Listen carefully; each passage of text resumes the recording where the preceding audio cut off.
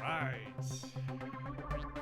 Welcome back to Hot Mic. This is the Monday morning wrap notes. This is going to be a segment that I'm going to be doing regularly. Every Monday morning, starting off the week, wrapping up the weekend, talking about what happened, what we did. I am joined by my lovely co-host who's just off camera, Vanessa. Hello. Hello, good morning. Happy Monday. Happy Monday.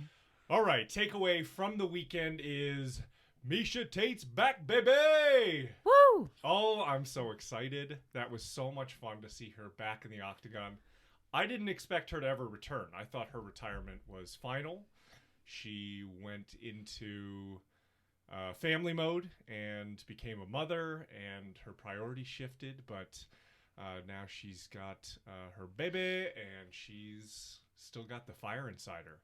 And it was great to see her come out with a victory.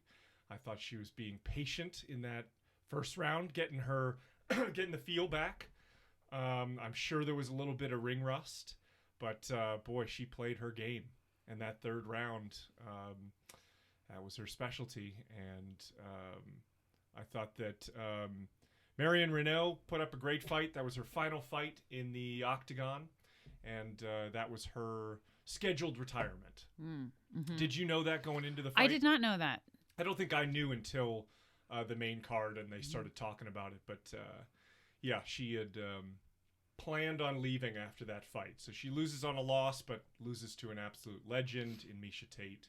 And that looked like vintage Misha Tate. That was not an easy fight to come back to. I just started watching fights a few years ago, so I don't know Misha Tate. Yes. Before she had kids, but she certainly looked good getting back in. Yeah. Oh man, she looked incredible. She looked fantastic, and yeah, Scary. We started watching fights together, probably right after her retirement. Mm-hmm. Yeah. Which is pretty wild. But it was a fun fight night. Islam Makhachev defeated Thiago Moises. Fourth round submission, rear naked choke. We kind of saw that coming, but it was a scrap. It was a battle. Moises really tested Islam. I think Islam even commented on that in his post fight. Now I say that having rewatched the fight the next day, because yes, I did fall asleep during that main event. It had been a long day playing with the nephews at the pool. I was pretty worn out, so I had to catch it the next day, but a fun fight night. One of my favorite fights of the evening was seeing Gamrot submit Jeremy Stevens with a wicked Kimura. That was a fantastic game plan by Gamrot to not try to stand and bang with Jeremy Stevens. It's beautiful. It's masterful. I love seeing Jeremy Stevens get his comeuppance after giving Krause a concussion at weigh-ins. I thought that was so unprofessional. They still have to fight. They need to fight. That guy deserves to punch Jeremy Stevens' face in. Yeah. God, I hope that happens. Yeah. Another big fight that I really enjoyed was the first on the main card, and that was Quarantillo against Benitez, and that was a brawl. And Quarantillo actually defeated him with strikes from behind. So he was punching him from behind, had him in a body lock, had the body triangle. Quarantillo's coming off of a loss, and then he had about a 7-month layoff to get back in there. I think that loss has just been eating away at him, so I'm really happy that he gets back in and gets a great victory. I think the reason he was able to get that TKO stoppage from behind, which is very rare to do, I think he had broken Benitez' orbital.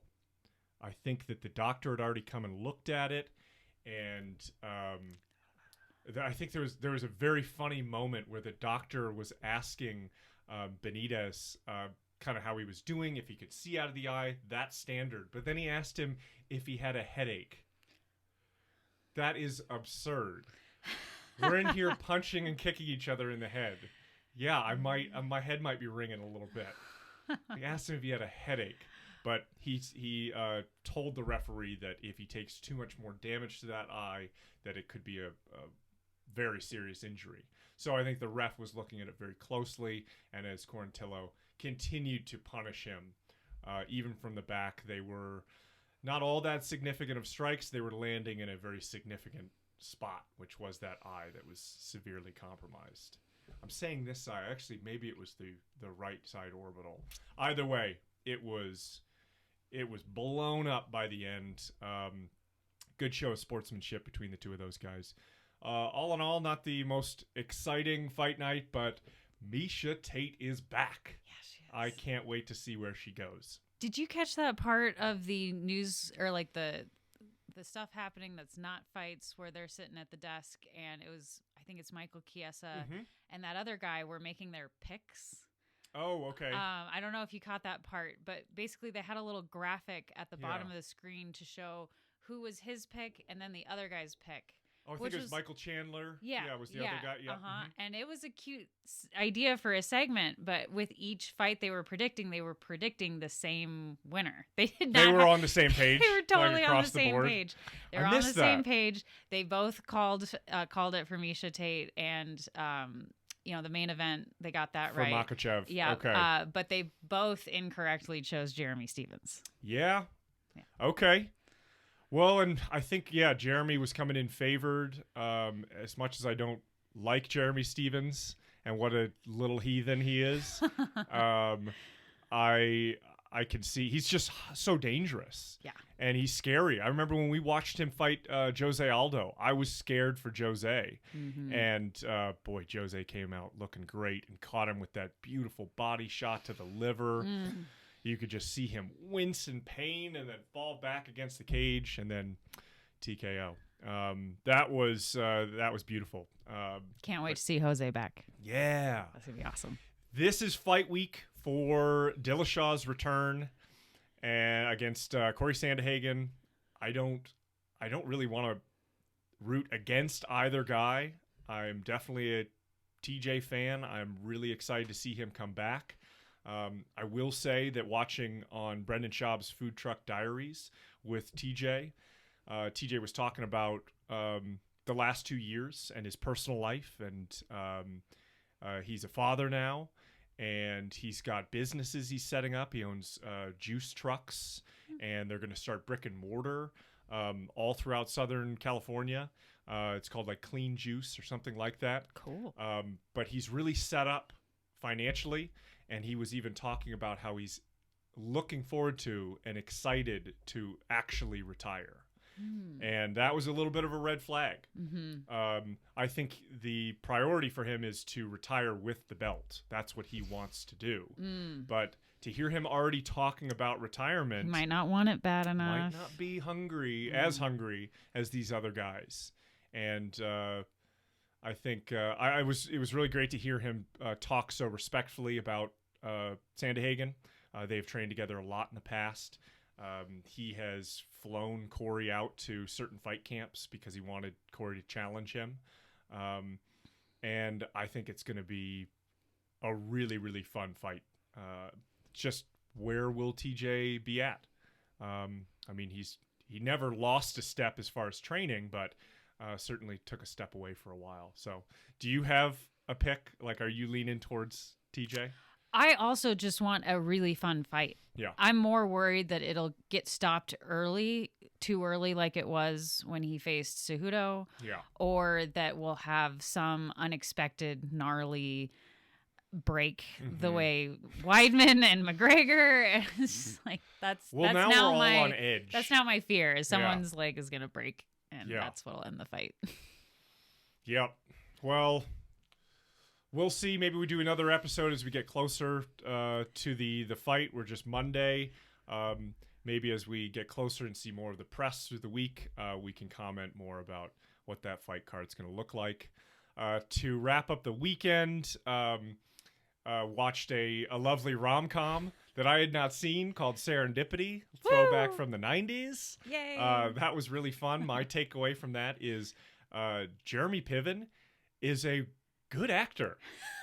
And I'm forgetting that he was the best part of Entourage. I'm embarrassed that I've watched every episode of Entourage in my younger years. But I forgot how good he is. He's and how amazing entertaining in that movie. He makes me cry in that movie. He's so good. Mm-hmm. Yeah. He was fantastic in that. Mm-hmm. So Serendipity. That's the pick of the weekend. Thanks, babe. You had to talk me into it. I did. But I really enjoyed it, and Kate Beckinsale and John Cusack were charming. You did great. That was fun. I really genuinely enjoyed the movie. And I'll say the funniest thing I saw this weekend, it happened at the gym yesterday in the locker room. I was fresh out of the sauna, and I was at the sinks, and I was applying some lotion to my body. And I see a guy who I've seen at the gym for years and years, and he's an older man, but you can tell he was very athletic in his youth. Whether he was a football player or not, but he still trains like he's a bodybuilder, wears the weight belt. He's got the fingerless gloves. He has jet black hair, like he's been dyeing it with shoe polish. But I see him, just this old man put together, walk over to the urinals and then pull his pants all the way down to the knees to pee like he was a 3-year-old who just got potty trained. Took all I could not to laugh out loud.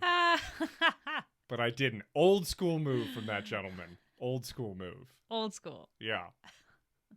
All right, so we're going to make this a pretty regular thing. Monday morning rap notes. We're going to talk about what happened over the weekend and leading into the week. So, this has been Hot Mike. This has been Rap Notes. I'm out.